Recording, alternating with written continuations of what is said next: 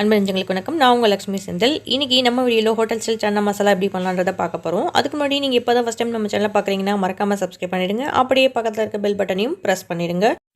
தேவையான பொருட்கள் பார்த்தலாம். நான் சன்னா வேக வச்சு எடுத்து வச்சுருக்கேன். அதில் ஒரு சின்ன பவுல் மட்டும் கொஞ்சம் தனியாக எடுத்து வச்சுருக்கேன். நான் அது லாஸ்ட்டாக அரைச்சி போடுறதுக்காக.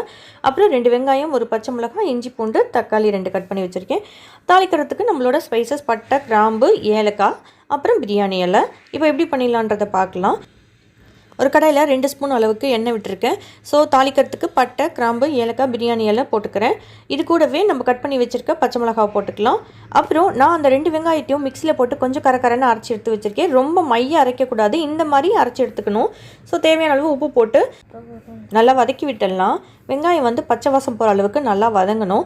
இந்த ஸ்டேஜில் இஞ்சி பூண்டையும் நான் தட்டி வச்சுருக்கேன். நல்லா பேஸ்ட் அரைக்காமல் கொஞ்சம் தட்டி வச்சுருக்கேன். ஸோ அதையும் சேர்த்துக்கலாம். சேர்த்துட்டு நல்லா பச்சை வாசம் போக வதக்கிட்டு, அதே மாதிரி தக்காளி நான் அடித்து வச்சுருக்கேன் பேஸ்ட்டாக. தக்காளியை மட்டும் கொஞ்சம் நல்லா பேஸ்ட்டாகவே அடித்து எடுத்துக்கலாம். ஸோ அதை போட்டு நல்லா வதக்கி விட்டுடலாம். இப்போ இது எல்லாமே நல்லா மிக்ஸ் ஆகி நல்லா வதங்கி வரணும். நல்லா வதங்கிடுச்சு. இப்போது ஒரு 1/2 டீஸ்பூன் மஞ்சள் பொடி, 1 டீஸ்பூன் அளவு தனியா பொடி, 1 டீஸ்பூன் அளவு காரப்பொடி சேர்த்துருக்கேன் நான், தனி மிளகா பொடி. இப்போது இதையும் சேர்த்துட்டு ஒரு 2 மினிட்ஸ் நல்லா வதக்கி விட்டுடலாம். அப்புறம் நல்லா வதங்கினதுக்கப்புறம் நம்ம வேக வச்சு வச்சுருக்க சன்னாவை எடுத்து இதில் மிக்ஸ் பண்ணிக்கலாம். சன்னா போட்டு நல்லா மிக்ஸ் பண்ணிவிட்டு நமக்கு எந்த அளவுக்கு கிரேவி வேணுமோ அந்த அளவுக்கு தண்ணி விட்டுக்கலாம். தண்ணி விட்டு நல்லா கொதிக்க விட்டுடலாம். ஒரு 10 நிமிஷம் நல்லா கொதித்து வரட்டும். அப்போ தான் நம்மளோட மசாலாஸ் எல்லாம் சன்னாவில் அப்சர்வ் ஆகி நல்ல டேஸ்ட் வரும். ஸோ இப்போ நல்லா கலந்து விட்டாச்சு. இதை ஒரு மூடி போட்டு நல்லா மூடி வச்சிடலாம். ஒரு 10 நிமிஷம் நல்லா கொதிச்சு வந்துடட்டும். ஒரு 10 நிமிஷம் கழித்து பார்த்திங்கன்னா நல்லா அந்த மசாலாஸ் எல்லாம் அப்சர்வ் ஆகி நல்லாயிருக்கும்.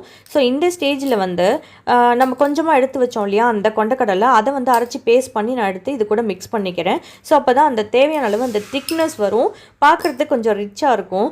ஸோ இதை நல்லா போட்டு மிக்ஸ் பண்ணி விட்டுடலாம். நல்லா மிக்ஸ் பண்ணி விட்டுட்டு ஒரு 5 மினிட்ஸ் ஜஸ்ட் நல்லா கொதிக்க விட்டுருவோம். அவ்வளோதான், நம்மளோட சன்னா மசாலா ரெடி ஆகிடும். இப்போது நம்மளோட சன்னா மசாலா சூப்பராக ரெடி ஆகிடுச்சு. சப்பாத்தி, பூரி எல்லாத்துக்கூடயுமே, சோளா பூரி எல்லாத்துக்கூடயுமே ரொம்பவே சூப்பராக இருக்கும். நீங்களும் ட்ரை பண்ணி பாருங்கள். பிடிச்சிருந்தனா மறக்காமல் கமெண்ட் பண்ணுங்கள், லைக் பண்ணுங்கள், ஷேர் பண்ணுங்கள். மீண்டும் ஒரு அழகான விஷயத்துடன் உங்களை சந்திக்கிறேன். நன்றி.